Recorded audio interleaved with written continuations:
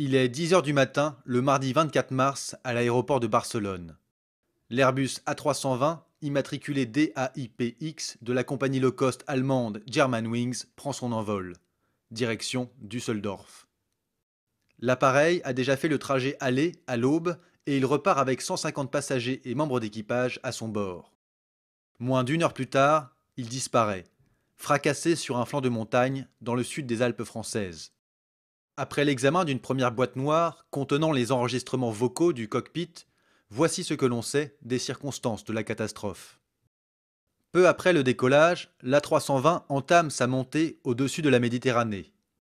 À 10h27, l'avion atteint son altitude de croisière, à 11 500 mètres, alors qu'il commence à survoler le territoire français.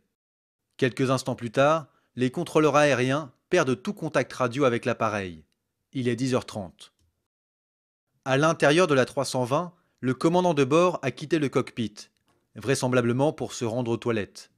Lorsqu'il revient, la porte reste close. Il frappe et appelle le copilote. Pas de réponse. À 10h31, le copilote manipule les boutons du pilote automatique, une action volontaire selon le procureur général de Marseille en charge du dossier. Cette manœuvre amorce une forte descente de l'appareil d'environ 1000 mètres par minute. La vitesse est constante, la trajectoire rectiligne. Le pilote resté dans le cockpit a une respiration normale, ce qui indique qu'il est vivant tout au long de la descente de l'avion.